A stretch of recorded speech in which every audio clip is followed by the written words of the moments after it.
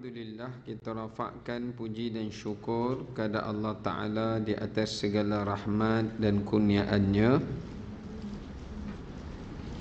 Pada pagi ini kita masih lagi diberikan oleh Allah Ta'ala kehidupan, kesihatan dan keafiatan, dan peluang untuk dapat kita bersama-sama pada pagi ini menyambung semula bagi pembelajaran dan pengajian tadabbur kita menerusi surah An-Nisa. Dan insya-Allah kita akan menyambung kembali pada ayat yang ke 35. 34 dah. Baik, kita sambung pada ayat yang ke-35, ya. 36. Itu kita cerita 34, tapi kita cerita tu macam kita tambah sikit lah, ya. Baik, untuk ayat yang 34 dan 35 kita dah baca pada pengajian yang lepas. Cuma ada sedikit beberapa pengajaran yang boleh kita ambil. Di antaranya Allah Subhanahu Wa Taala menceritakan kepada kita berkenaan dengan beberapa peribadi wanita yang salihah ataupun seorang isteri yang salihah. Okay, kalau kita lihat dekat situ, Allah Ta'ala ada menyebutkan beberapa ciri-ciri sifat wanita di dalam Al-Quran. Ada beberapa tempat yang telah Allah Ta'ala rakamkan di dalam ayat Al-Quranul Karim. Salah satu daripadanya adalah dalam surah An-Nisa ini. Yang pertama, Allah Ta'ala sifatkan mereka itu dengan gelaran as-salihat, iaitu para isteri yang banyak mengerjakan amal-amal yang salih. Amal-amal yang salih ni, apa makna amal salih? Bila kita sebut tentang amal salih, ulama mengatakan, kata Syekh Sa'id Ramadan Al-Buti rahimahullah, beliau kata amal salih ni adalah amalan-amalan yang diperintahkan oleh agama yang memberikan kebaikan kepada manusia di dunia dan di akhirat, dan amalan yang memperelokkan hati dan peribadi manusia. Itu namanya adalah amal soleh. Jadi amal soleh ni semua perkara-perkara amal kebaikan yang Allah perintahkan, yang mana kenapa dia nama soleh? Sebab dia memberi kebaikan pada kita dunia dan akhirat. Ini untuk dunia kita pun baik, untuk akhirat kita pun baik. Yang kedua, dinamakan amal soleh kerana amalan itu membersihkan dua perkara. Satu, dia memperelokkan hati kita. Yang kedua, dia memperelokkan kehidupan kita ataupun perilaku kita. Maka di sini Allah Ta'ala sifatkan antara ciri-ciri wanita yang terpuji itu, kata Allah Ta'ala, adalah merupakan wanita yang salihat, yakni wanita-wanita ataupun isteri-isteri yang salih. Sebagaimana Nabi SAW bersabda, sebaik-baik dunia yang Allah beri kepada seorang lelaki itu adalah isteri yang salihah. Bukan pangkat, bukan kekayaan, bukannya anak pinak, ya, bukan kawan yang ramai, tetapi adalah Allah mengurniakan padanya pasangan yang soleh ataupun pasangan yang solehah. Itulah habuan dunia yang paling besar. Kalau Allah beri yang tu, tak beri yang lain pun, manusia akan hidup dalam serba kecukupan dan kebahagiaan di atas kecukupan itu. Tapi kalau tidak ada sifat salihah itu, maknanya salihah ni bukan isu amalan ibadat dia saja, tapi dari segi hati dia, dari segi perwatakan dia, maka itu juga sebesar-besar nikmat dunia yang Allah berikan, sebagaimana Allah Taala menghadiahkan kepada Nabi Muhammad sallallahu alaihi wasallam Sayyidatina Khadijah radhiyallahu anha. Sebab tu Nabi SAW, walaupun Khadijah ni dah wafat, meninggal dunia, tapi kehidupan Khadijah tu tak pernah hilang daripada hati Nabi SAW. Susah kita nak cari orang macam ni. Macam mana kita nak tahu solehah tak solehah tu? Maknanya kalau orang tu dah tiada pun, kita tetap merasakan dia ada. Biasanya kalau suami dah tak ada, kita ada rasa lagi happy, tu tak berapa soleh lah. Rasa macam lagi bebas, maknanya tak berapa sempurna lah lagi tu. Ataupun kalau isteri dah tak ada, suami rasa seronok sebab dapat kahwin lain. Bukanlah kata tak boleh, bukan haram, ya. Kalau suami dah tak ada, kita rasa lapang, okey, itu fitrah. Cuma kadang-kadang kita terfikir, bila dia dah tak ada orang nak bukan bela saja dipikir, tapi dari segi yang membimbing dia, dari segi yang memberi nasihat pada dia. Jadi dia rasa kehilangan kebaikan itu, bukan dia rasa kehilangan susuk tubuh orang tu saja, tapi kehilangan kebaikan-kebaikan orang itu dalam hidup dia, yang dia dah jadikan sebahagian daripada hidup dia, yang nak dengar dia baca Quran, yang nak ajak dia sembahyang berjemaah. Itulah maksud dia, ya. Jadi ini dah sampai kepada tahap mereka yang telah mendapat title soleh atau solehah. Kalau nama saja saleh ataupun hajah salehah, yang tu tak boleh lah, ya. Tu di atas nama saja. Baik. Yang kedua, kata Allah Ta'ala, sifat mereka itu untuk menjadikan mereka pasangan yang baik adalah qanitat. Ciri-ciri yang kedua apa dia? Ciri-ciri qanitat. Pasangan yang baik itu juga adalah pasangan yang qanitat. Apa qanitat? Qanitat dekat sini adalah pasangan yang berdiri teguh di dalam ketaatannya yang merujuk kepada salatnya. Biasanya qanitat ni, kalau dalam konteks ayat Al-Quran, Allah Ta'ala berbicara tentang mereka yang bangun salat malam, ya, mereka yang bangun mengerjakan salat malam. Sebab tu dalam firman Allah Ta'ala, Allah sebut waqumu lillahi qanitin, dan hendaklah kamu bangun di waktu malam supaya kamu mendirikan salat malam. Sebab tu kalau kita baca dalam surah At-Tahrim pada ayat kelima pun, ketika mana Allah SWT mensifatkan Sayyidatina Aisyah dengan Sayyidatina Hafsah sebagai perempuan isteri yang qanitat, maknanya isteri yang rajin solat sunat atau yang rajin menunaikan solat malam. Ada juga yang mengatakan qanitat ni, ciri-ciri wanita pasangan yang baik ini, baik suami atau isteri lah, adalah qanitat ni maknanya yang taat dan tidak ingkar. Daripada perkataan qanata, qanata ni maknanya adalah, ada banyak maksud. Qanata ni berdiri lama, qanata juga maknanya adalah tunduk. Jadi dekat sini juga antara ciri-ciri sifat kepribadian pasangan yang baik itu adalah mereka yang taat dan patuh pada perintah Allah, selagi mana ketaatan kepada suami tidak berlanggaran dengan ketaatan kepada Allah dan Rasul. Jadi ini antara ciri-ciri sifat isteri yang baik yang Allah sebut dalam Quran. Kalau kita tengok dalam hadis, Nabi sebut sebaik-baik wanita itu, bila Nabi kata sebaik-baik wanita, maknanya seorang wanita dia kena berusaha jadi wanita yang disebut dalam sifat-sifatnya yang disebut dalam Quran, atau yang sifat-sifatnya disebut dalam hadis. Tapi bukan merujuk kepada perempuan sajalah. Suami pun samalah, ya. Apa yang diceritakan sifatnya dalam Quran, demikian dalam hadis. Apa Nabi sebut? Imra'atun idza nazarta ilaiha sarratka. Yang pertama, bila suami tengok, suami rasa tenang.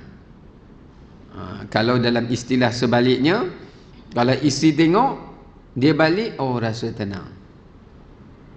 Yang penat-penat buat kerja tu tengok, leganya dapat jumpa kan.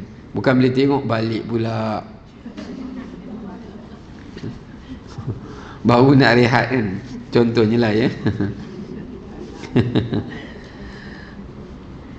Jadi maknanya perwatakan dia itu dan juga pewarakan dia itu adalah sesuatu yang mententeramkan dan juga menggembirakan pasangan dia. Wa idza amartaha ata'atka. Bila suami itu menyuruh isterinya lantas dia taat, dia tidak ingkar, dia tidak membantah, selagi mana ketaatan itu tidak bercanggah dengan Allah dan Rasul. Tapi ini tak berlaku kepada suami lah.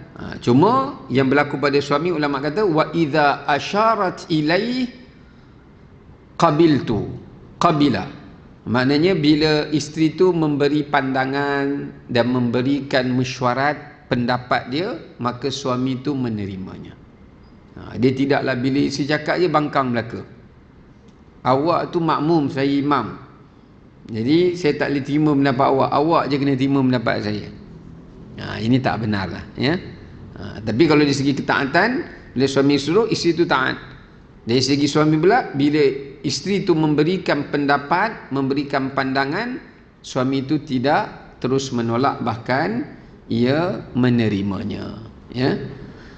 Kemudian wa idza ghibta anha hafizatka fi malika wa nafsiha. Ini kita tengok sifat yang ketiga. Allah sebut apa? Hafizat. Antara ciri-ciri isteri yang solehah atau pasangan yang baik itu adalah yang sangat memelihara. Memelihara apa? Memelihara dirinya, memelihara maruahnya, memelihara keaiban diri dan suaminya, dan memelihara harta dan anak-anaknya. Itu isteri yang terbaik. Satu, dia jaga diri dia sendiri, dia behave, dia tahu dia ni isi orang. Jadi bila dia tahu dia isi orang, dia tahu batas-batas dia ya. Yang kedua, dia jaga maruah dirinya supaya tidak tergadai ya, atau tercela. Dia jaga maruah diri. Yang ketiga, dia jaga keaiban rumah tangga dia, sama ada aib suaminya ataupun dirinya sendiri. Dia tak mudah-mudah pergi je. Ni dah jadi satu trend, bila pergi je tempat kerja ada je benda nak cerita. Cerita kat kawan tu, cerita kat kawan ni. Itu yang kadang-kadang membuka kepada polemik, kepada jalan penceraian ya, disebabkan kerana kita salah untuk memberi tempat pengaduan ya. Kadang-kadang yang cerita tu pula kepada kawan sekerja lelaki pula, dia kata ada Chan ni kan. Sebab kita kena ingat, syaitan dia tidak pernah mengalah pada dua perkara. Yang pertama, dia tidak pernah mengalah untuk menyesatkan anak Adam. Sebelum kita mati, dia nak pastikan kita sesat, mati dalam keadaan kufur ke, syirik ke.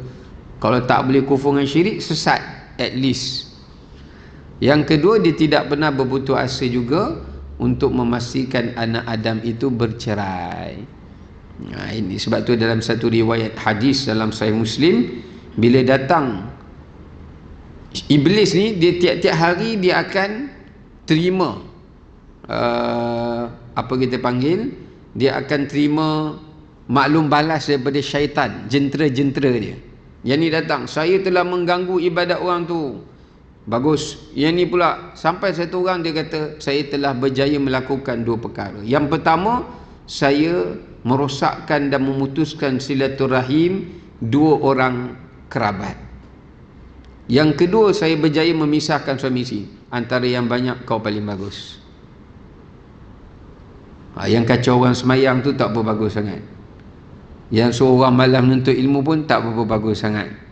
Tapi dia kata yang paling bagus bila kau berjaya putuskan silaturahim atau putuskan perhubungan. Tapi kita kena faham lah, kalau dah memang tak boleh dah suami isteri tu, hidup bersama kerana atas sebab faktor-faktor agama atau faktor-faktor yang mana salah satu pihak tidak dapat menunaikan tuntutan agama, itu memang bukan sebab syaitan lah. Itu memang agama berikan ruang untuk mereka berpisah. Sebab ada sahabat yang berpisah. Hatta Nabi SAW pun ada bercerai dengan isterinya. Itu bukan disebabkan syaitan lah. Yang disebabkan syaitan ni, kalau memang sikap kita tu yang tak patuh, tak jalan tanggungjawab, itu syaitan. Itu antara orang yang dirasuk oleh syaitan. Kadang-kadang kita ingat orang yang histeria tu saja kena rasuk syaitan. Tapi kalau orang yang dah ada isi anak-anak, macam syaitan juga, syaitan lah tu. Kerana dia rasa bahawasanya dia tidak ada tanggungjawab. Hidup suka hati nak keluar balik bila tengok ni ke tidak, ambil tahu. Ini pun syaitan juga. Ya, disebabkan kerana syaitan berkehendak dia berbuat sedemikian. Ya, baik. Jadi sifatnya apa? Hafizat. So itulah hadis yang kata, bila suami tu tak ada di sampingnya, dia jaga dirinya dan dia jaga harta suaminya. Ini yang pendapat para ulama mengatakan bahawasanya harta si suami dijaga oleh isteri. Tapi tak wajib lah. Tak wajib suami serahkan semua harta daripada isteri. Tetapi maksudnya adalah apabila suami tu pergi berjauhan, dia nak musafir, mungkin jauh, mungkin berapa bulan baru balik, dia kena tinggalkan hartanya pada isterinya. Minta maaf lah saya sebut sikit, tak boleh ada setengah orang yang mana dia nak pergi berdakwah, dia pergi lama, dia tak tinggal harta untuk anak pinak. Ini tidak benar. Sebab dalam hadis jelas Nabi kata, tak kisahlah dia nak pergi dakwah ke, dia nak pergi ceramah ke, dia nak pergi kerja ke, dia nak pergi berjihad ke, dia kena tinggalkan harta tu. Dan isteri tu yang akan memeliharanya. Dan sebaik-baik isteri, dia kena, yang Allah puji dalam Quran, dia kena jaga hartanya itu bukan untuk kepentingan dia. Kalau dia boros, dia bukan isteri yang baik juga. Tak ada kawan tu balik perang, bang habis dah. Boros. Yang ni pun bukan ciri-ciri hafizat lah. Tidak ada ciri-ciri hafizat. Ini ciri-ciri dipanggil musrifat, kaki boros. Bukan hafizat tapi musrifat, ya.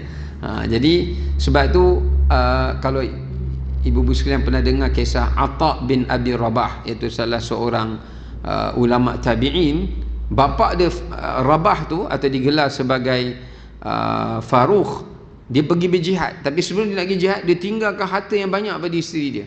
Dia kata masa itu Atha dalam perut isteri dia lagi, abang nak pergi berjihad ni, tak tahu boleh balik ke tak boleh balik. Ini harta semua abang tinggalkan, mintalah nanti bila anak ni lahir, kalau aku terkorban pun, gunakan harta ni untuk membesarkan anak sebagai anak yang baik. Dia pun pergi perang. Ini saya pendekkan cerita. Lepas tu orang semua tentera perang dah balik, dia tak balik. Isteri dia menyangkakan yang dia dah, suami dia dah syahid lah. Tapi mayat tak jumpa. Anak dah dilahirkan, dia gunakan harta tu besarkan anak dia, besarkan anak dia. Setelah hampir 25 tahun suami dia balik. Orang semua ingat mati dah. Balik cari, masuk balik, tengok bandar pun dah lain ni lah. 25 tahun. Kita kalau 25 tahun tak balik kampung pun lain dah. Terus saya kata kampung, KL kalau tak pergi 25 tahun pun lain dah. Sesat jalan, jalan ni tak ada dah, jalan ni pusing dah, kan? Dia balik dia cari rumah dia pun tak jumpa. Bila tak jumpa, orang tak kenal dia. Lepas tu dia kata, tunjukkan aku di mana masjid Nabawi lah. Dia kampung dia masa tu kat Madinah. Lepas tu dia dengar ada pengajian kat Madinah, dia pun pergi hadir duduk. Ramainya orang belajar ni. Dia kata, hebat Tok Syekh ni. Dia bertanya, siapa Tok Syekh ni? Tok Syekh ni namanya Atha. Oh, okey. Siapa bapak dia? Bapak dia telah pun terkorban syahid di medan perang. dia telah kehilangan bapa dia masa saat dia dilahirkan. Maknanya masa dia dalam kandungan, tak tahulah bapa dia mati bila lah. Lepas tu dia tanya lagi, yelah orang pergi perang tu banyak, dia tak tahu dia. Yang bapa ni tak tahu tu anak dia. Yelah orang pergi perang kan banyak, bukan dia seorang je pergi perang. Kemudian dia pun duduk sampailah dia bangga, dia suka dengan orang yang mengajar tu. Lalu dia pergi jumpa Atta. Dia kata, wahai Tuan Syekh, Tuan Guru Imam, bolehkah aku pergi menziarahi di rumahmu, disebabkan kerana aku ni perantau, aku dah tak jumpa dah di mana keluargaku dan di mana tempat kediaman. Bolehkah aku menumpang di samping tu, boleh aku mengutip beberapa ilmu daripada kamu. Dibawa sampai rumah, terkejut sebab yang dia tengok tu adalah isteri dia. Dia isteri macam mana pun, kalau dah lama 25 tahun tak jumpa suami, dia kenal suami dia. Kalau suami 25 tahun tak jumpa isteri, dia tak kenal. Siapa you? I, your wife. Oh ya ke? Dia dah tak apa nak kenal sangat, pasal dia dah ternampak wife lain. Ya, baik. Jadi bila dia tengok isteri dia, jumpa baliklah, menangislah dia orang. Lepas tu dia kata, abang ni, dia buka balik. Orang dulu kan balut kan, semua harta rampasan perang. Dia kata, ini aku telah menghabiskan semua hartaku. Dia bila dah duduk sekali tu, Atok pun dah tahu tu bapak dia. Dia pun tanyalah isteri dia, selama 25 tahun ni ada kelebihan sisa harta? Sebab aku dah tak boleh apa ni. Dia kata kat suami dia, saya tak boleh apa-apa dah bang. Dia buka, ini abang tinggal semua dah habis. Habis tu kamu makan macam mana? Yelah, dia dah tinggal nafkah semua harta dia habis semua. Dia kata, harta yang kita tinggal anak kita ini. Dan memang setiap hari pun orang selalu datang hantar makanan, hantar macam-macam kenderaan, orang infak, sebab untuk Tuan Guru kan bagi. Jadi itulah harta kita. Jadi dia berkata kepada isinya, sebaik-baik penjaga adalah engkau. Ya, maksudnya bukan penjaga yang jaga semua, yang menjaga harta lah. Jujur dia dalam membelanjakan harta itu adalah engkau, dan di atas keberkatan sifatmu itu, anak kamu dapat menjaga dengan izin Allah diri kamu dan kita semua. Ini menunjukkan bahawasanya kalau harta tu dibelanjakan dengan cara yang baik pun, keberkatan tu boleh datang. Ya, keberkatan tu boleh hadir. Ya, baik. Okey, itu yang disebutkan sifatnya. Kemudian lepas Nabi sebut sifat-sifat itu, baru Nabi bacakan firman Allah dalam surah An-Nisa yang kita baca inilah, ayat 34. Ya. Baik, kemudian sifat yang seterusnya, kalau kita tengok dalam Quran, kalau ayat ni dia berhenti sampai sini saja. Kalau kita tengok lain lagi, dalam surah Tahrim ayat 5 tu Allah berfirman taibat. Taibat ni iaitu pasangan yang solehah ini adalah yang sentiasa bertaubat. Yang sentiasa bertaubat ataupun dipanggil sebagai aidat. Dia orang perempuan ni kena ada dua sifat. Satu taibat ni sentiasa bertaubat, ingin kembali pada Allah. Kalau dia buat salah, buat dosa, dia minta ampun pada Allah. Yang kedua namanya aidat. Aidat ni yang dia akan segera meminta maaf pada suami dia. Dia bukan isteri saja kena macam tu, suami pun kena, kalau boleh ada sifat macam tu. Yang Nabi sebut sebaik-baik wanita itu adalah al-wadud, al-walud, al-wa'un. Jadi sahabat kata al-wadud, al-walud tu kami fahamlah, yang wa'un tu apa benda? Sebab wadud ni yang sayang kat suami dia, dia tak sayang kat orang lain. Al-walud yang boleh melahirkan anak. Ya. Tapi sahabat kata yang wa'ud tu apa benda? Maka baginda Nabi SAW kata, adapun al-wa'ud adalah apabila dia berselisih dengan suaminya, dia pegang tangan suaminya, dia kata, aku tidak akan tidur sehinggalah kau memaafkan aku. Nak cari macam ni susah. Bila dah berselisih, okay fine, I tidur bawah, you tidur atas. Biasanya macam tu lah kan. Ataupun satu kiblatnya barat, satu kiblatnya timur, atau satu di utara, satu ke selatan. Tidur lain kiblat masing-masing. Ya. Dia nak cari al-wa'ud tu payah sikit. Jadi itu yang sebaiknya lah. Maknanya kalau kita boleh buat macam tu, wah, yang tu memang hebat lah. Tak kira lah bukan isteri saja, hatta suami lah. Kalau suami tu dia buat salah, tak salah pun dia yang memulakan meminta maaf pada isterinya sebelum dia tidur. Sebab tu benda ni tidak boleh, kena diamalkan, dibiasakan. Sebelum nak tidur, minta maaf. Antara suami isteri, kita dengan anak-anak pun sama. Kita ajar anak-anak kita, sebelum masuk tidur jumpa kita, dia salam, dia kena cakap dululah, saya minta maaf, long minta maaf buat salah kat Abi, Umi ke kan. Kemudian kita pun cakap balik, Umi pun minta maaf kalau Umi ada marah yang tak tentu pasal tu kan. Sebab hari ni Umi dalam keadaan emosi tak stabil, sebab dalam proses monostop. Jadi dia punya emosi dia tak apa nak ni. Contoh kan, kita pun minta maaf. Jadi itu satu amalan yang sangat bagus. Sebab kalau kita praktiskan benda ni, esok kita bangun pagi, kita rasa kehidupan kita tu lebih tenang, Allah bagi. Kita pun tak ada musuh, ya. Kerana kita tak menanam kehidupan kita dalam kebencian, ya, dalam kebencian. Sebab tu orang Yahudi, mereka menanam hidup mereka dalam kebencian, hidup mereka tidak akan tenang. Walaupun mereka dapat apa-apa pun, misalnya, hati mereka tidak akan tenang. Sebab Allah dah janji dah, orang yang memiliki sifat baghdha, sifat yang buruk dalam hati dia, pemilik hati itu adalah Allah. Ya, jadi hati yang mengandung bahan yang toksik ni, hati itu sendiri tidak boleh reflect bagi benda yang baik, kecuali dia reflect benda yang tak baik lah. Sedih, tiba-tiba sedih, tiba jadi marah orang tak tentu hala, maknanya itu sifat kandungan dalam hati itu juga tidak baik, ya. Okey. Kemudian sifat yang seterusnya, kata Allah Ta'ala, bagi pasangan yang baik itu juga disebut abidat, yang banyak beribadat. Dan yang seterusnya adalah saihat.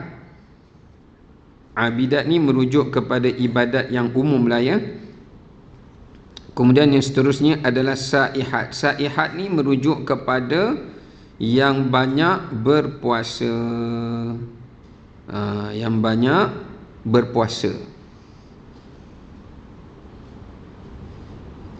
Lepas tu di antara ciri-ciri sifat wanita yang baik itu juga adalah apabila mereka banyak melazimi ibadat puasa, shaimat.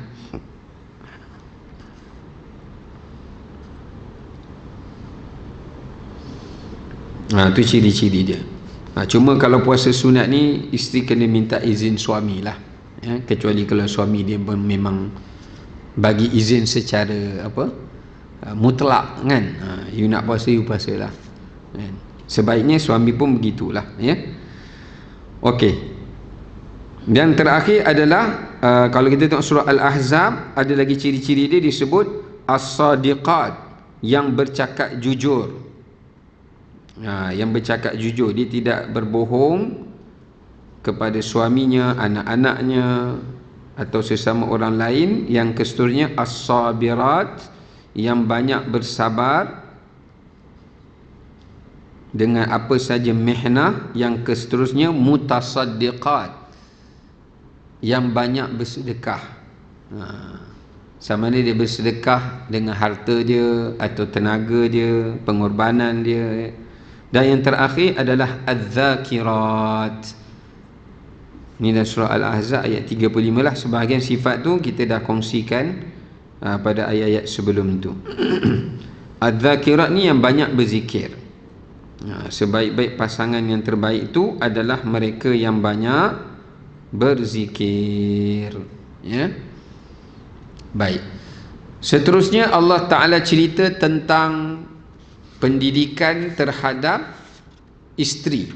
Bagaimana cara suami mendidik isteri.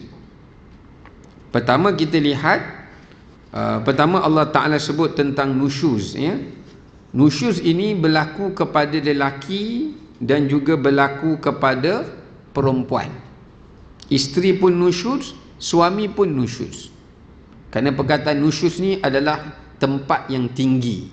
Kalau dia merujuk kepada isteri, maknanya apabila isteri itu cuba meletakkan kedudukannya lebih tinggi daripada suami dia. Maknanya dia jadikan suami dia tu seperti hamba dia. Suami yang kena dengar cakap dia kan. Semualah, everything lah. Ya. Kalau suami yang nusyuz, dia terbalik pula. Iaitu tempat yang rendah, patut suami itu ditinggi. Kemudian dia tidak melaksanakan tanggungjawab dia, seperti dia itu pula orang yang dipimpin, bukan yang memimpin. Dia tak tunaikan apa yang sepatutnya sifat pada dirinya sebagai seorang pembimbing, tapi dia tak buat. Dia itu pun dipanggil sebagai nusyuz. Cuma suami ni dia tambah satu lagi pula dosa dia selain pada nusyuz. Sebab tu nusyuz ni bukan ada pada isteri sahaja, iaitu dipanggil dayuth. Kalau isteri dia tak ada dayuth, dia ada nusyuz saja. Tapi kalau suami dia ada nusyuz dan dia ada dayuth. Yang Nabi sebut ada 3 golongan yang tidak akan masuk syurga, bahkan mencium baunya pun tidak. Pertama, lelaki yang menyerupai wanita atau wanita menyerupai lelaki. Kemudian mudminul khamar, orang yang ketagihan arak atau alkohol. Dan yang ketiga adalah ad-dayus, lelaki yang dayus. Dayus ni apabila dia tidak ada sifat cemburu. Tapi ada sebahagian ulama semasa dia kata perempuan pun ada yang dayusah, ada juga dayus. Sebab apa makna dayus? Dia tidak ada sifat cemburu apabila melihat orang di bawah tanggungan dia melanggar larangan Allah. Dia tengok anak dia tak sembahyang, it's okay, it's up to you. You want to pray, you pray. You don't want, I don't care. Cakap orang putih pula. Kan? Tak boleh, tu dayus. Ya. Kerana selagi mana dia tengok, dia wajib untuk membimbing. Habis kan dia dah balik, Ustaz. Dia dah belajar kan? Ya betul, memang dia dah belajar, kita pun dah hantar dia belajar. Tapi sebab benda tu kita tengok, Nabi kata man ra'a minkum munkaran falyughayyirhu. Kalau kita tengok benda salah, kita kena ingkar. Dayus lah. Sebab dia yang nak. Ada, saya pernah jumpa seorang akak ni, selalu jumpa saya dia, tapi dah lama dah saya tak lama tak jumpa dia. Dia kata suami dia yang tak bagi dia pakai. Kalau dia keluar dengan kawan-kawan dia pakai. Tapi bila ada majlis dengan suami ni, dia buka. Sebab memang suami dia tak suka. Dia kata you look ugly when you wear the scarf. Dia, kalau saya marah, saya jadi orang putih. Kan? So dia, jadi bila macam dia keluar dengan majlis dengan suami dia, suami dia orang korporat lah, bila keluar majlis dengan suami dia orang korporat, dia tak pakai tu. Tapi dia rasa macam berdosa lah. Tapi kalau keluar dengan kawan pergi kelas ke, dia pakai. Memang dia pakai. Dia sampai sorok lah dia punya tudung tu.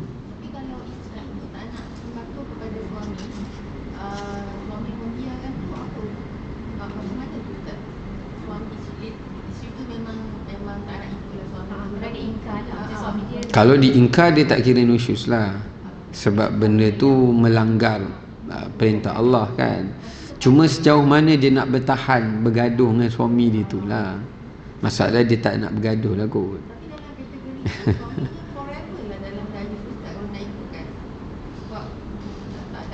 Yelah. Saya tanya dia juga, akak kalau akak bertegas tak boleh ke? Dia kata, kau bertegas boleh gaduh Ustaz. memang pernah gaduh pun dia kata kan. Lagi satu sebab ialah kadang-kadang orang perempuan ni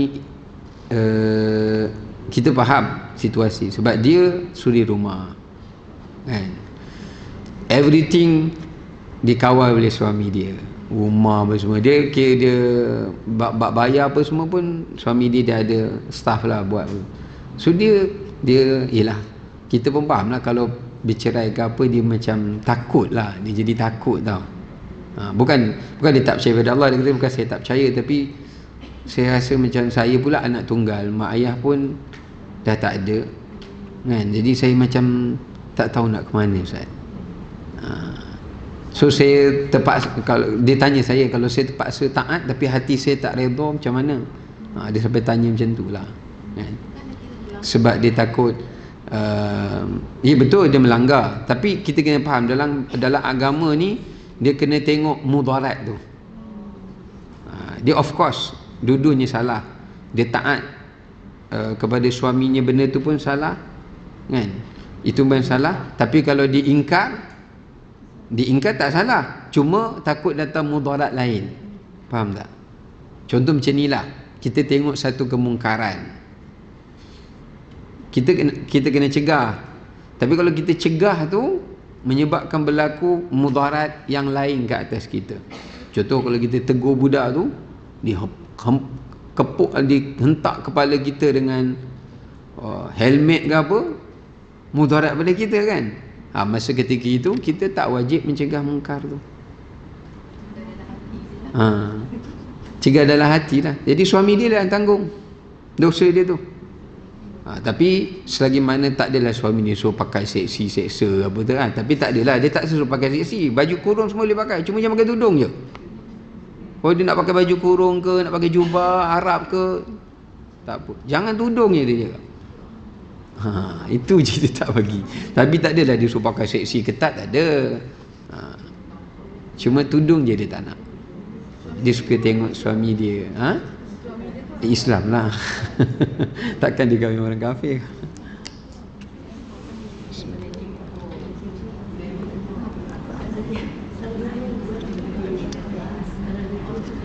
Mungkinlah, saya rasa sebab setengah, bukan kita tak kata semua, sebagai orang korporat tu sebab dia ada pride dia, mungkin surrounding kawan-kawan dia semua jenis free hair, so dia nak macam tu jugalah, nak jaga image lah. Kadang-kadang dia orang ni more to image lah. Tapi saya tak kata semua, ada yang korporat yang okay, humble, okay, adanya.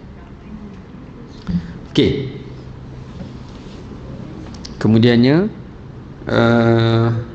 itu nusyuz ya. Termasuk juga dayus tadilah.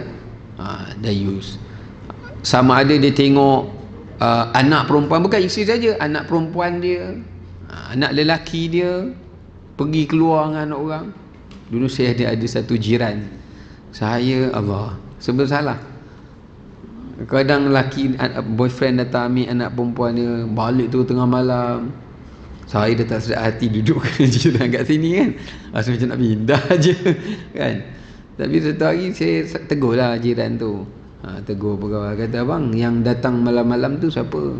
Oh kawan anak. Tapi dia orang balik lewat malam lah. Itulah saya pun dah cakap lah, budak-budak sekarang degil Ustaz, dia kata. Okey lah, at least saya dah cakap macam tu kan. Maknanya dia tahu lah benda tu. Cuma dia kata anak dia tak nak dengar cakap. Kan?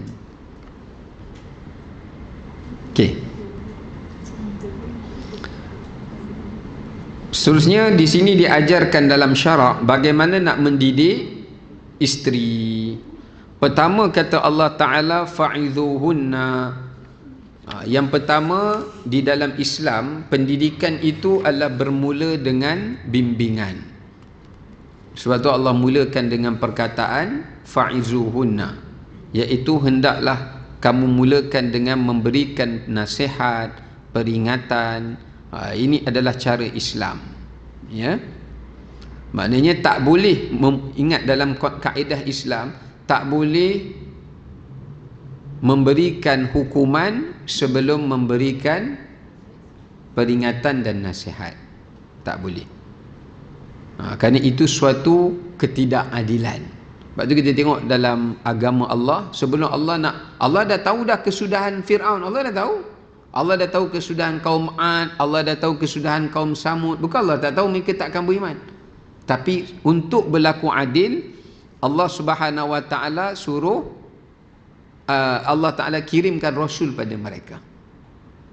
Allah kirimkan, Allah hantar rasul pergi bagi nasihat. Kemudian kalau tak boleh juga, barulah pergi kepada ancaman yang lebih berat. So dalam Islam dia bermula dengan tabsyir qabla tanfir. Apa maknanya? Dalam kita nak berdakwah ni, mulakan dengan memberi berita gembira sebelum berita yang menakutkan. Lepas tu saya pesan pada yang akak tadi kan, saya kata macam ni lah. Okey, saya kata boleh tak akak cuba dakwah suami, saya kata. Dia kata saya try. Memang itu pun niat saya. Saya nak buktikan yang orang pakai tudung pun cantik. Sebab tu dia sekarang ni cubalah duk tengok fashion macam lah orang duk bilik tudung kan. Design kan yang boleh sejukkan pandangan suami dia. Saya kata tak apalah kalau tak boleh yang labuh pun, akak cubalah at least buatlah yang ni dulu, yang asas dulu. Dia pun usahalah buat, ya. Dan yakinkan yang apa ni, saya cakap kat dia, kalau kat rumah you hiaslah dengan tak ada tudung, kalau kat luar you hias dengan cara pakai tudung pula. Saya cakap kat dia macam tu lah, ya. Jadi dia usahalah, dan dia kata dia cuba untuk yakinkan, ya.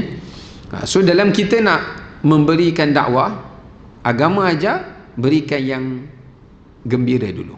Contoh, selalu kita kena perbetulkan, macam kita kata semayang, kalau tak semayang Allah marah. Itu salah. Semayang, kalau semayang Allah redha, Allah sayang. Sepatutnya macam tu. Semayang masuk syurga. Puasa ataupun pakai tudung dapat pahala, dapat penghapusan dosa. Misalan, jadi kita mulakan dengan tabsyir dulu. Ya. Kalau kita dah buat macam tu banyak kali, buatlah tabsyir yang lain pula. Apa kelebihan dia, cerita. Kalau semua benda itu tak dihiraukan, baru dia pergi kepada tanfir atau tanzir. Baru kita berikan hukuman dia Allah marah, balasan dia begini. Begitu kaedah ni dalam dakwah, ya. Kalau macam kita dulu, jangan panjat, jatuh. Dia tanfir dulu. Patutnya kita kata, kita cakap macam mana? Kita kena ubah sikit kita punya ayat itu, ya. Misalnya kita kata panjat boleh jatuh, misalnya lah, ya. Maknanya kita tukarkan sikit ayat itulah, ya. Baik, ataupun panjat jangan jatuh. Kita kata nak panjat boleh, tapi jangan jatuh lah. Lagi satu lagi, jangan panjat nanti jatuh. Dia tukar pula, panjat jangan bagi jatuh. At least dia panjat, dia cuba tak untuk tak jatuh. Okey. Sebab tu saya pergi rumah siapa dulu, saya suka agak dengar dia antara yang dapat saya dengar dekat radio lah. Dia dijemput kerana dapat anugerah Ibu Misali. Lepas tu dia ceritalah macam mana dia besarkan anak-anak dia. Bila anak dia main kaca-kaca, kalau kita marah takut pecah, dia kata kat anak, nak main boleh, jangan bagi pecah. Dia lain sikit, nak main boleh tapi jangan bagi kaca tu pecah. Kalau kaca tu pecah, sambungkan balik. Dia kata kat anak dia. Jadi sekali tu anak dia main, pecahlah kaca tu. Dia suruh anak dia ambil balik kaca tu, sambung balik.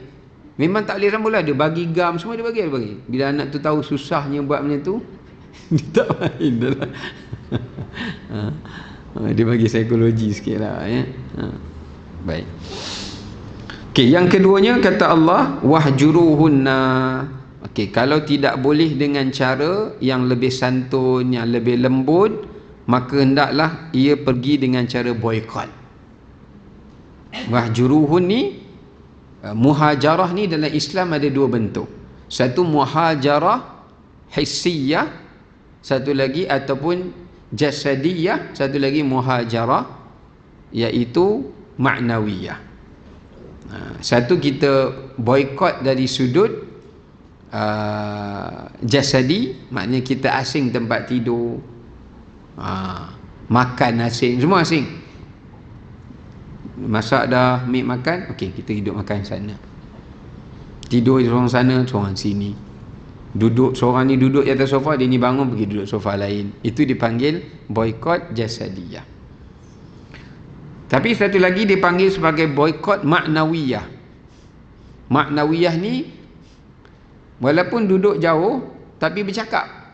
You duduk sana, you boleh cakap dengan I, tapi jauh. Itu jasadiyah. Tapi satu lagi Nabi pernah buat juga boikot ma'nawiyah, iaitu tak cakap langsung. Nabi tak tegur isi dia. Sebagaimana dalam hadis pernah Aisyah mengejek madunya, Nabi jadi marah. Kemudian Nabi tidak bercakap dengan Aisyah selama 1 bulan.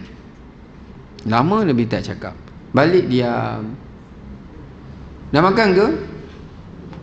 Tapi isi zaman sekarang tak boleh. Batu ke? Orang cakap tak jawab, ingat batu ke? Kalau Aisyah dulu dia tahulah yang Nabi marah kan, Nabi tak balas cakap dia. Tetapi kena ingat ya, dalam Islam ulama kata wahjuruhunna, kat sini boikot isteri tu hanya di dalam rumah saja. Kalau luar rumah depan orang tak boleh boikot.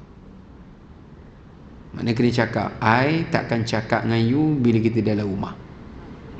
Dalam rumah depan mak ayah, depan kawan-kawan kita macam biasa. Balik rumah kita dalam zone war zone. Keluar rumah kita dalam peace zone. Dalam jadi war balik. Kau macam tu kita jalan luar je lah bang. Okey lah tu, maknanya dia nak berubah lah tu kan. Itu dipanggil dalam Islam. Sebab tu dalam Islam tidak boleh memboikot atau kita panggil memulaukan. Kalau marah macam mana pun 3 hari je Nabi bagi. Sebab manusia ni macam mana pun mesti dia ada marah. Sebab tu marah macam mana tak nak cakap, 3 hari je maksimum. Lepas 3 hari wajib tegur. Kalau 3 hari muka masam lagi, dalam hadis menyebutkan telah bermula ditulis padanya oleh malaikat dosa memulaukan itu. Ingat ni, sebelum 3 hari tu tak dosa lagi tu. Hari ketiga tu terus tulis. Terus tulis dosa dia. Hari keempat tu ditulis, iaitu dosa ia memulaukan saudara. Sebab tu Nabi sebut la yahillu li imri'in muslim ay yahjura akhahu fawqa thalas. Tidak boleh bagi seorang tu memulaukan saudaranya ke sahabat-sahabatlah lebih daripada 3 hari. Kecuali kecuali kalau dia pulaukan tu dengan tujuan mendidik. Macam tadilah suami nak didik isteri selama sebulan, Nabi pulaukan. Boleh. Sayyidina Abu Bakar pernah pulaukan anak dia sebulan. Sebahagian sahabat 3 bulan. Bahkan kita baca kan kisah sahabat yang tak hadir perang. Dalam perang Tabuk tu, Ka'ab bin Malik dengan 2 orang lagi, Nabi boikot pulaukan mereka 50 hari. Bagi salam Nabi, bagi syarat dia.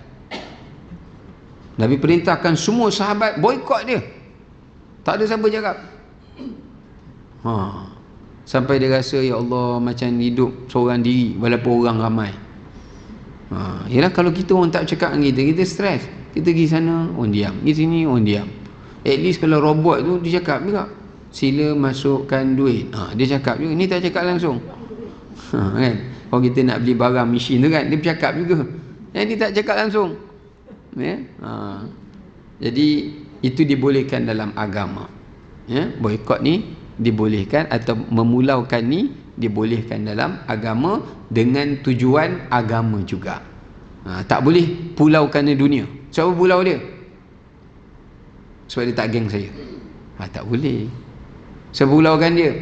Sebab dia bukan karya saya. Tak boleh. Sebab apa? Sebab dia tak ngam dengan saya. Ni tak boleh pulaukan. Ya, haram hukum dia. Ya. Baik. Tapi kena ingat, kalau contoh kita pulau ke anak kita sebab dia buat maksiat, boleh. Tapi ulama kata, kalau dengan memulaukan itu dapat mencegah mungkar. Kalau dengan pulau tak cegah, abang tak nak jangan saya. Hurray, saya lagi suka. Saya nak buat apa saja, saya bebas. Lagi tak berubah dia. Abang tidur asing, lagi saya suka. Katil ni saya seorang, saya golek-golek sana sini, golek-golek suka hati saya nak buat apa. Dah kita pula sakit hati. Alamak, ini tak jadi apa ni kan. Pulaukan anak, awak tak nak semayang, kita pun tak cakap anak kita, lagi dia tak semayang.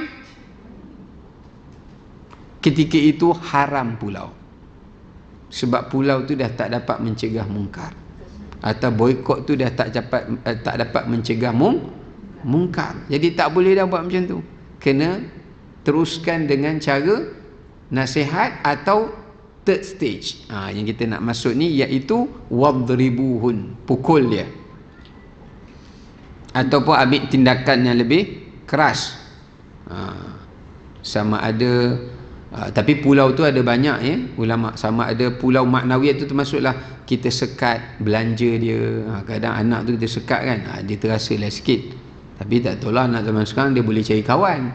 Kita risaulah pula kan. Lain pula jadinya ya.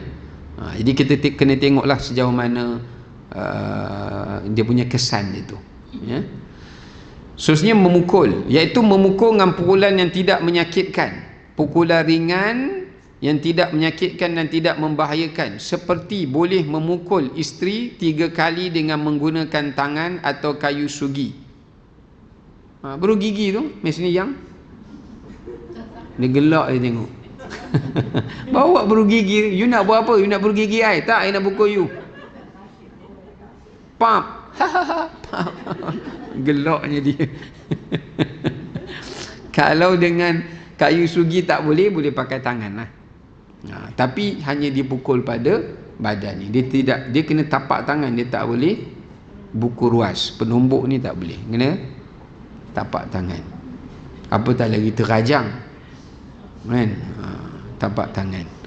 Ini yang masalah sebagai orang bila dia baca wadribuhun, oh ni agama ni ganas, benar akan pukul isi. Bacalah dulu, pukul tu banyak makna.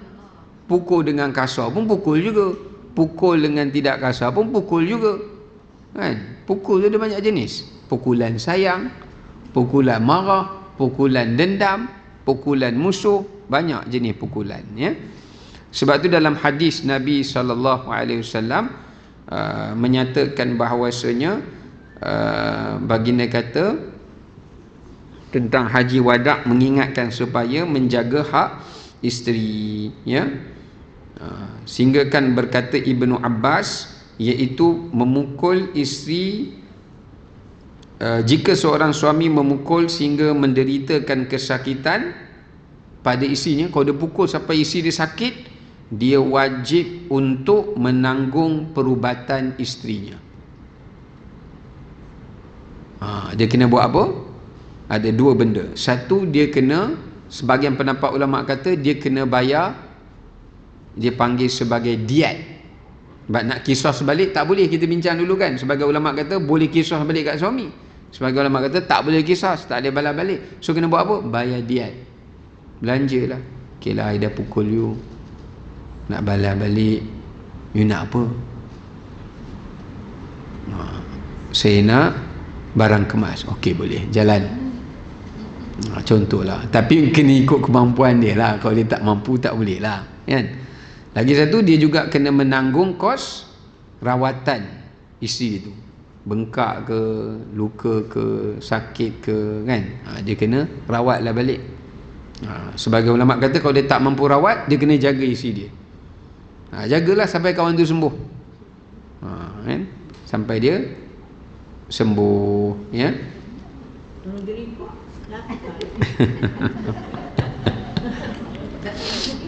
Report ke polis kan? Report ke polis.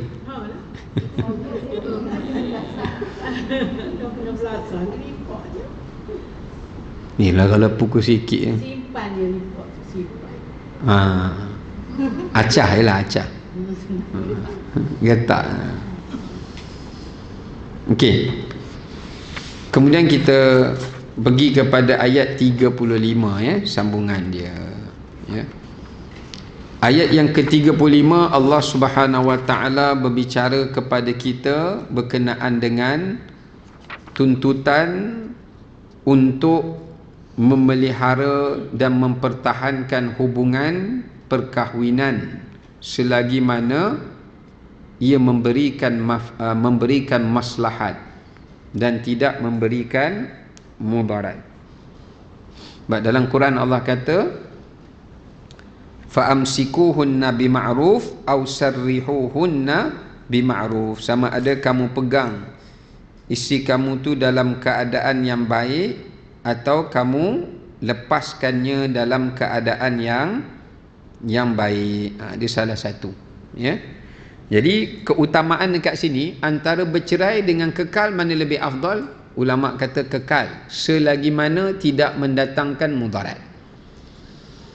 Kalau dah kekal tu boleh bawa mudarat, dia dah canggah dengan ayat Quran yang tadi Allah kata fa'amsikuhunna bima'ruf, kamu kena kekalkan perkahwinan tu dengan ma'ruf. Kalau dah jadi mungkar, kena divorce. Tak dosa ya.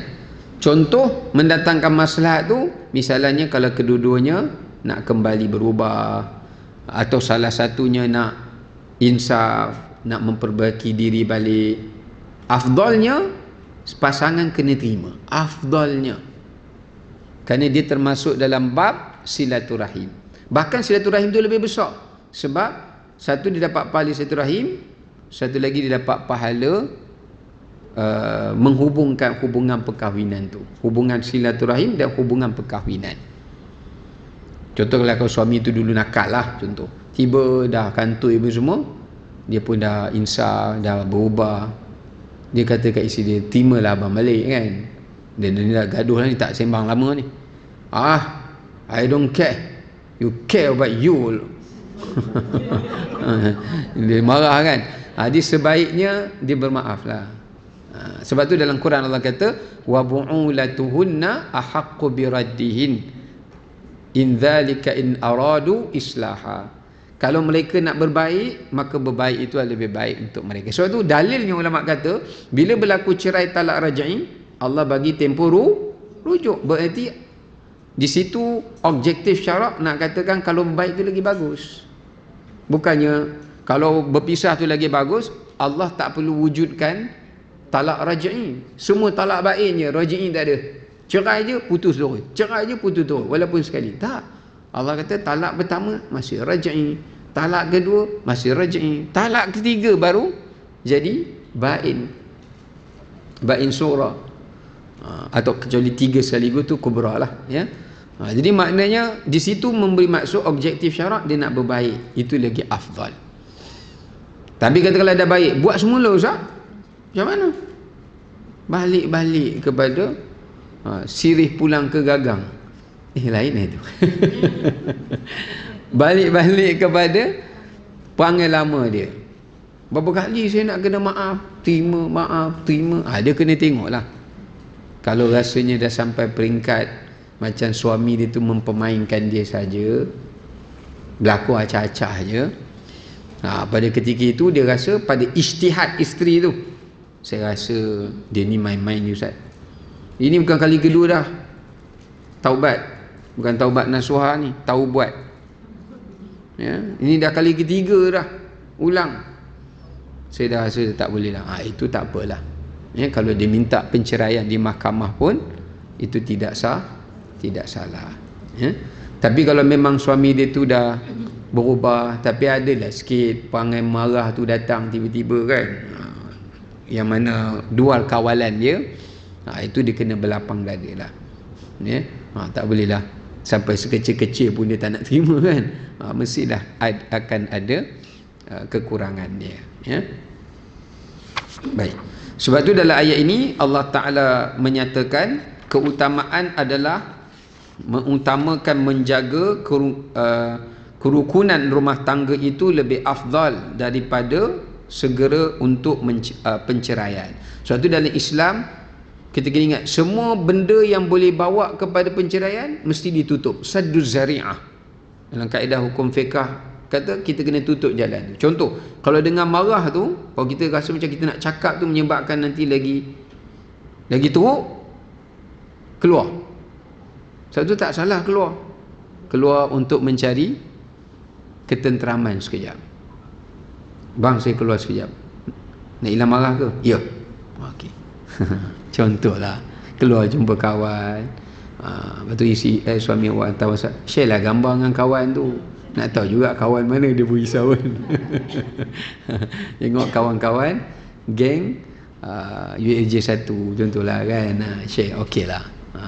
Itu kalau dia, kerana itu jalan saddu zari'ah, menutup jalan-jalan yang boleh bawa kepada hal tersebut.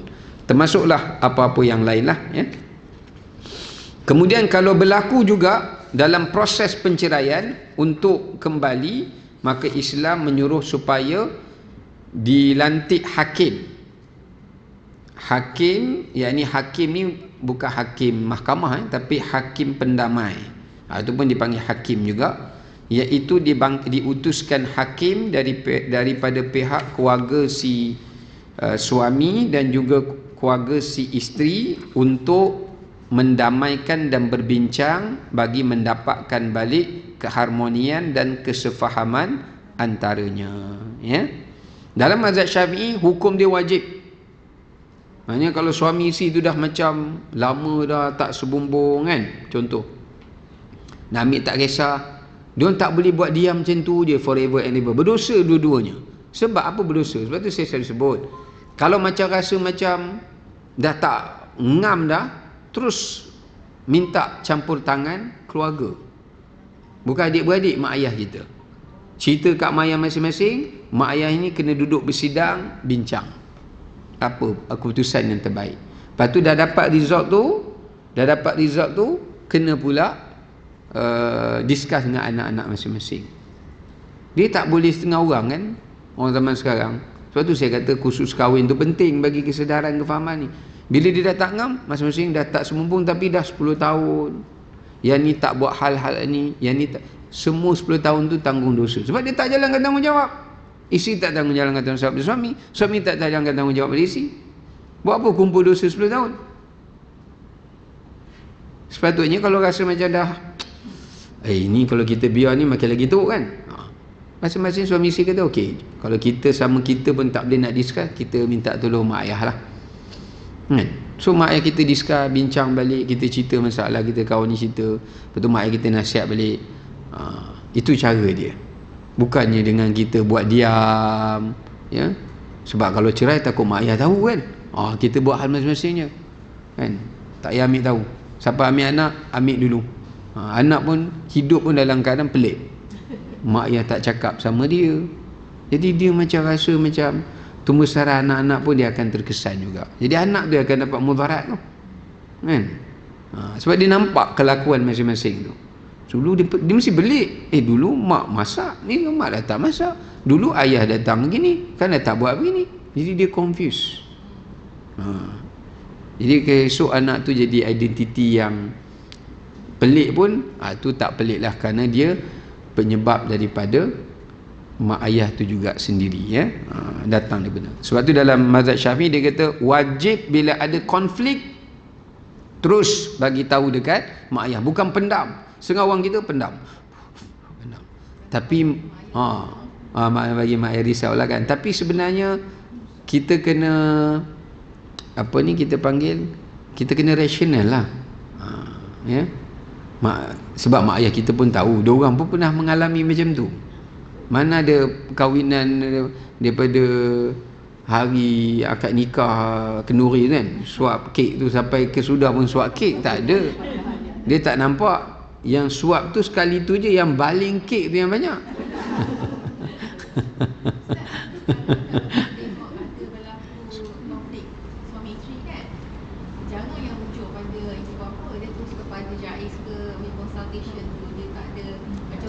Wajib untuk mencari perdamaian kalangan keluarga kan. Tapi kalau tengok terakhir sekarang ni, bila ada masalah dia pergi ke JAIS ke ataupun untuk consultation, jarang yang pergi kepada ibu bapa. Kalau ikut ayat Quran tu Allah kata hakamam min ahlihi, Daripada ahli keluarganya itu merujuk kepada mak bapa. Tapi kena ingat, dalam bab ni pun ayat Quran sebut in general lah. Tapi sebenarnya daripada kalangan keluarga tu pun dia kena pilih siapa yang dia rasa tak emotional, yang dia very orang kata apa, rational lah. Sebab kadang-kadang mak ayah pun of course dia akan bias pada anak dia kan. Tapi walaupun dalam bias tu mungkin juga dia boleh minta tolong kat bapa saudara. Sebab Allah kata in general, siapa yang kalau dengan mak ayah tak boleh settle, mungkin dia boleh minta bapa saudara dia deal dengan mak ayah dia. Tapi yang terdekat lah, bukan bapa saudara yang jauh lah, bapa saudara yang dekat dengan dia. Kalau tak boleh juga dengan cara begitu, baru boleh pergi pada orang yang ketiga. Ketiga tu pihak berwajib lah. Dia boleh cari minta pihak yang ketiga. Tapi dia sebab benda-benda dalam, dia kena settle dalam dulu. Kalau dalam tak boleh, baru dia involve orang luar lah.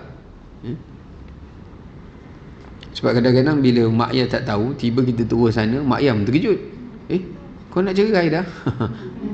Tak nampak angin apa semua kan, ribut tak ada. Padahal tak tahu ribut dah sebab lama dah.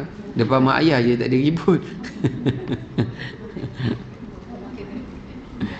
Depan mak ayah jadi pelakon reward terhebat lah kan.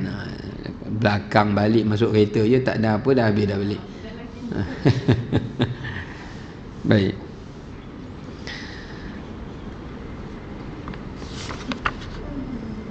Sebab tu Allah Ta'ala kata, kalaulah mereka memilih jalan untuk berdamai, yuwaffiqillahu bainahuma, Allah akan memberi taufik, maknanya memberikan kebaikan kepada mereka. Maknanya Allah Ta'ala akan permudahkan untuk mereka di atas kebaikan-kebaikan tersebut. Okey, baik. Ini di antara perintah Allah SWT dan pengajaran yang boleh kita ambil. Dan ayat ini bukan sekadar untuk perkahwinan. Bahkan para ulama mengatakan kewajipan berdamai ini juga boleh untuk selain daripada perkahwinan. Contoh, macam A dengan B bergaduh. A dengan B bergaduh contoh. Kemudian A ni, misalan contohnya, dia boleh misalan B ni dia boleh upah C. Dia upah C, dia kata tolong pujuk A baik dengan aku tak nak gaduh dah, tapi dia tak nak maafkan, contoh. Itu boleh. Sama ada masing-masing keluarkan minta tolong masing-masing untuk baikkan mereka, ataupun salah seorang. Contohnya kita lihat pada zaman berlakunya konflik antara para sahabat, iaitu zaman Sayyidina Ali dengan Sayyidina Muawiyah. Bila kedua-duanya bersetuju untuk berdamai, Sayyidina Ali hantar perwakilan dia, Abu Musa al-Asy'ari. Muawiyah hantar perutusan dia untuk wakil pendamai itu daripada Amr bin al-As.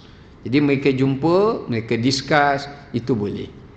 Dalam Islam itu boleh. Sambil mereka bincanglah apa persetujuan, apa syarat dia, sama ada dalam perniagaan. Kadang-kadang kan niaga pun boleh bergaduh. So kita hantar wakil pihak ni buat satu syarat untuk berbaik balik dalam niaga antara rakan sekerja ke, rakan kongsi ke. Macam tu juga di dalam bab pergaduhan tu lah, pergaduhan antara masing-masing ataupun kelompok dengan kelompok, negara dengan negara, yang tu pun boleh juga. Itu yang kalau dalam istilah kita hari ni hakam tu. Tapi hakam pun kena adil lah, patutnya nama pun hakam, dia tak boleh bias. Lepas tu kalau kita sebagai mak ayah, bila kita nak damaikan menantu dengan anak kita, kita kena jadi orang asing, kita letakkan diri kita jadi orang asing, kita tak boleh bias. Kalau tidak, kita tak membantu benda tu pun, lagi mengeruhkan adalah. Misalnya macam kita tengok antara negara ni, konflik yang berlaku. Lepas tu apa yang dibuat sekarang ni, betul lah adanya United Nations, ada PBB misalnya. Tujuan dia untuk damaikan antara negara yang berkonflik. Tapi masalah dia orang bias. Isu dia kerana dia dia berat sebelah. Itu masalah tu. Syarat-syarat yang diletakkan tu memang nak jaga kepentingan orang tertentu. Mesti persetujuan kuasa veto lah, apa benda lah, itu semua tujuan merapu. Patutnya ikut majoriti lah, tak payahlah kuasa veto. Dia ikut demokrasi lah, siapa yang majoriti tu, ya. Tapi ada kepentingan tertentu misalnya. Tapi konsep tu ada dalam Islam. Maknanya kena ada satu badan, organisasi untuk mendamaikan. Itu ada dalam Islam konsep tu, ya. Macam kita tengok sekarang ni, majlis agama buat konsep suluh dia panggil kan. Kalau berlaku apa-apa, ada kaunselor dia. Even tak payah majlis agama, kalau kita buat masjid memang ada bahagian suluh dia sendiri pun boleh juga. Tapi mesti kena ada yang bertauliah lah, yang ada ilmu lah. Kalau yang tak ada ilmu kan dia lagi keruk, dia pula bergaduh dengan orang dulu tu. Dia bukan mendamaikan, dia pula bergaduh sekali, ya. Jadi dalam Islam, bahkan dalam persatuan penduduk pun kita boleh buat, ya. Kita boleh buat benda tu kalau kita dengar orang bergaduh, sebab pahala dia sangat besar. Sebab dalam hadis pun Nabi SAW sebut, tahukah kamu, Nabi kata, orang yang dalam satu hari dia boleh dapat 3 pahala. Satu hari ni dia dapat kumpul 3 pahala pada diri dia, padahal dia tak buat pun ibadat tu. Pertama, dia dapat pahala puasa sunat di siang hari. Yang kedua, dia dapat pahala solat malam di malam hari. Dan yang ketiga, dia dapat pahala bersedekah sepanjang hari. Sahabat kata, siapa dia ya Rasulullah? Maka Nabi kata, mereka yang mendamaikan di antara orang yang bermusuhan. Yang mendamaikan antara orang yang bermusuhan, mereka dapat 3 pahala tu, walhal mereka tidak buat. Maknanya kalau ada orang sembahyang tahajud pun tapi tak bergaduh dengan orang, tak ada, antara dosa dia bergaduh dengan tahajud tu, siap-siap dosa tu lebih berat daripada pahala solat itu sendiri. Jadi sebab itu nak menggambarkan pada kita bahawasanya ganjaran pahala mendamaikan itu adalah sangat besar di sisi Allah Subhanahu Wa Taala. Sebab tu dalam hadis Nabi selalu baca doa ni, ya. Apa tu, dalam doa bangun tahajud, ya, Nabi baca Allahumma rabba Jibril wa Mikail wa Israfil anta tahkuma baina ibadika fima kanu fihi yakhtalifun ihdini limakhtulifa fihi minal haqqi biiznik wa innaka latahdi ila siratin mustaqim. Wahai Tuhan pada Jibril, Tuhan pada Mikail, Tuhan pada Israfil, Engkaulah Tuhan yang boleh menghukum dengan keadilanmu apabila hamba-hambamu berselisih.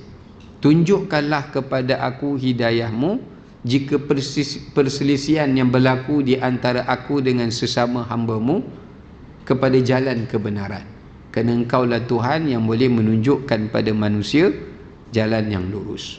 Jadi kalau kita selalu baca doa ni, sebab tu Nabi SAW selalu baca doa ni. Sebab Nabi bukan ada musuh dengan orang luar. Kadang-kadang sesama isteri itu berselisih tu, Nabi doakan bukan untuk diri ini saja, tapi untuk sesama isterinya juga, ya. Kadang-kadang dengan orang musuh lah, ya. Jadi Nabi baca doa ni, supaya dengan doa ni juga Allah Ta'ala boleh beri pedoman ataupun panduan pada kita, supaya kita tahu cara jalan memilih untuk mengelakkan daripada permusuhan, ya. Okey, baik. Wallahu alam, kita berhenti sampai situ. Nanti insya-Allah kita sambung ayat yang ke-36.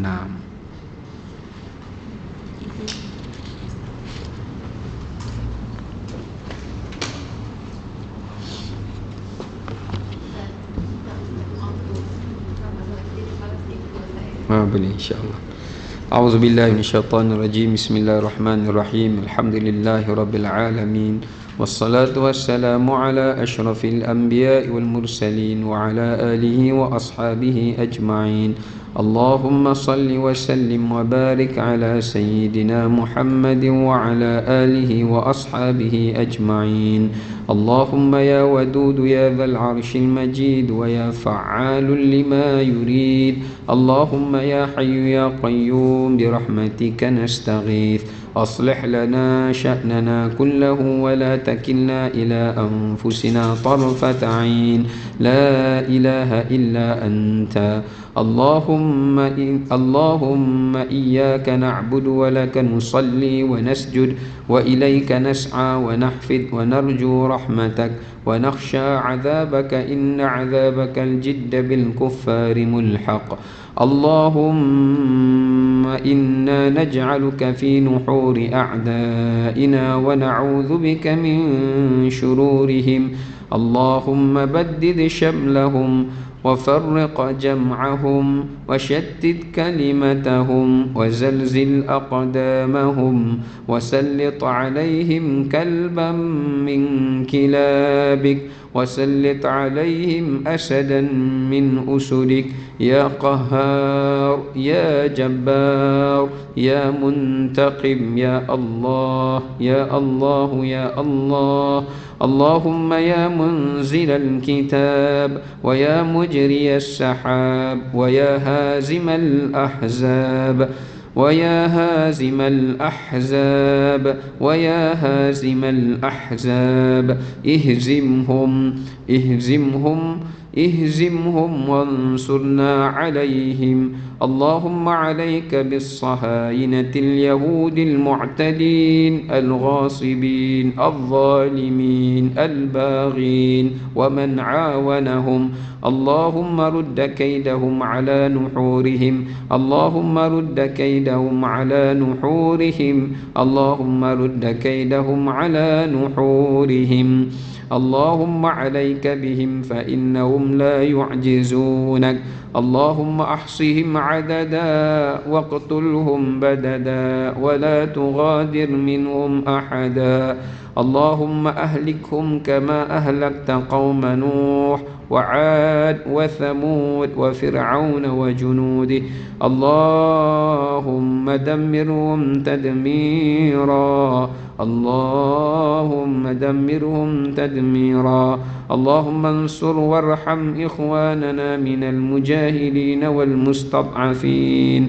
والمظلومين والمجروحين في فلسطين وخاصة في غزة اللهم ثبت إيمانهم وقو عزائمهم وثبت أقدامهم وارزقهم صبرا جميلا وارزقهم ثباتا ويقينا اللهم تقبل شهداءهم وارحم موتاهم اللهم اشفي جرحاهم اللهم اشفي مرضاهم يا شافي يا معافي لا شفاء إلا شفاؤك شفاء لا يغادر سقما ربنا آتنا في الدنيا حسنة وفي الآخرة حسنة وقنا عذاب النار وصلى الله وسلم على سيدنا محمد وعلى آله وصحبه وسلم والحمد لله رب العالمين.